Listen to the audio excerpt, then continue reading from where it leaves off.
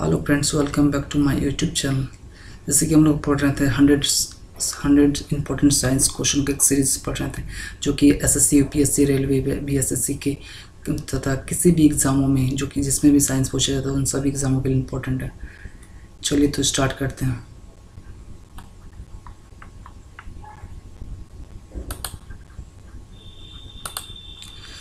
Starting करते हैं trick of the day से। ट्रिक क्या? हार्ड वाटर का ट्रिक क्या है? दो टाइप का हार्ड वाटर होता है, एक परमानेंट और एक टेम्पररी। परमानेंट हार्ड वाटर का ट्रिक क्या है? पीसीएस का मतलब होता है परमानेंट क्लोराइड और सल्फेट के कारण, और टीबी का मतलब होता है टेम्पररी बाइकार्बोनेट के कारण।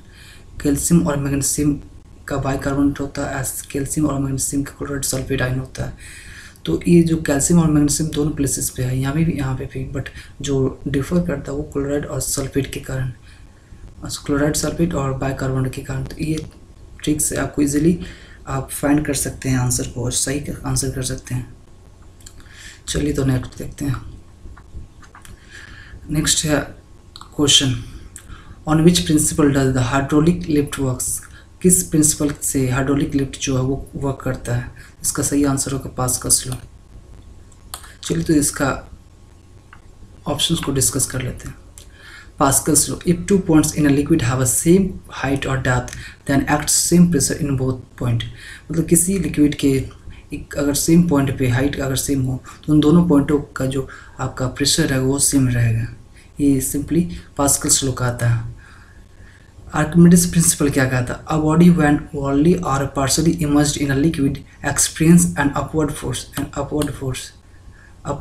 या फिर upward thrust which is equal to the weight of liquid displaced by it। And Joule's law states that the heat produced by an electric current I flowing through the resistance R for a time t is proportional to I square RT, that is H is equal to I square RT। चलिए तो next question देखते हैं। In MICR what does I stand for? MICR में आई का मतलब क्या होता है? तो आई का सिंपली मतलब होता है इंक। Farad is unit of capacitance.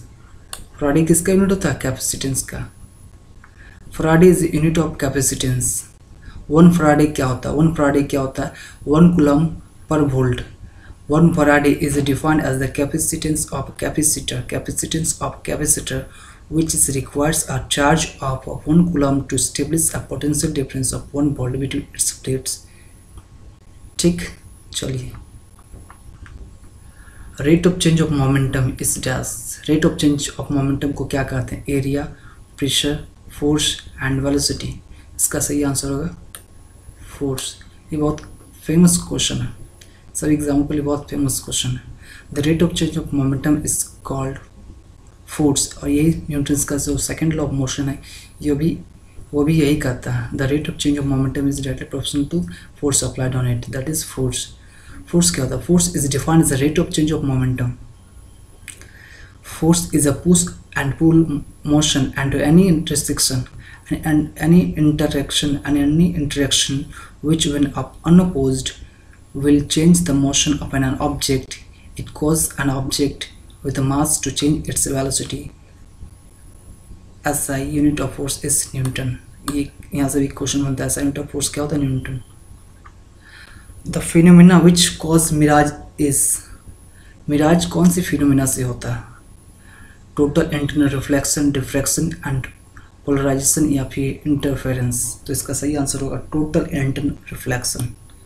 Total internal reflection की क्या होता है वो मैं प्रीवियस वीडियो में बता चुका हूँ, डिफ्रैक्शन भी बता चुका हूँ। पोलराइजेशन और इंटरफेरेंस क्या होता है? चलिए ये देखते हैं। पोलराइजेशन क्या होता है? The phenomena of restriction of vibration of wave in a particular direction of light is called polarization। मतलब लाइट का वाइब्रेशन जो करता है वो उसके जो रेस्ट्रिक्शन करता है of a particular direction of light is called polarization होता है।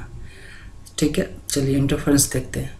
when two or more light waves having same frequency, same wavelength and same amplitude meet together in a medium at a point, they cancel or enhance the effect of each other.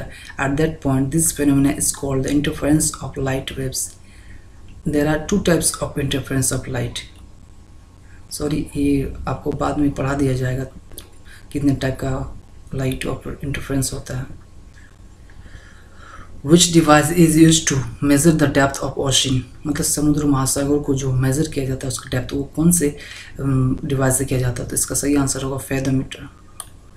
काफ़ी famous question है railway के लिए, fathometer. The behavior of water around 4 degree Celsius temperature is called as a dash expansion, linear, cubical, thermal, anomalous. तो इसका सही answer होगा anomalous. जो मतलब 4 डिग्री का जो टेम्परेचर होता है वाटर को, वो एनोमलस बिहेवियर होता है वाटर का. काफ़ी इंपॉर्टेंट टॉपिक है किसी भी एग्ज़ाम का. एनोमलस बिहेवियर ऑफ वाटर पढ़ते होंगे आप. क्या होता है कि ये 4 डिग्री टेम्परेचर में क्या होता है, वाटर एक क्रिटिकल अच्छा बिहेवियर करता है. जैसे कि अगर 0 से अगर हम 4 डिग्री तक टेम्परेचर जाएँ तो इसका क्या होता है, वॉल्यूम डिक्रीज करता है और इसका डेंसिटी इंक्रीज करता है. चलिए तो नेक्स्ट क्वेश्चन देखते हैं.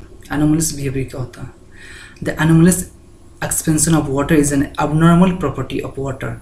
एबनॉर्मल प्रॉपर्टी क्या है कि वेयर इट एक्सपेंड्स, वहाँ पे वो एक्सपेंड करता है instead of contracting when the temperature goes from 4 degree to 4 degree Celsius, 4 degree to 0 degree Celsius and it becomes less dense.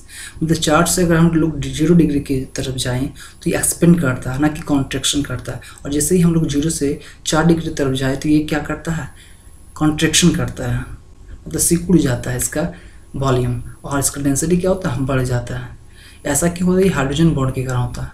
Hydrogen bond is responsible for the anomalous expansion of water below 4 degree Celsius. Water is denser than ice, while almost all the other substances are denser in a solid form than the liquid form. तो water denser होता है comparison to the ice. Thank you for watching, friend. Please like, subscribe and share this video if you really पसंद करते हो अगर आप. Thank you for watching.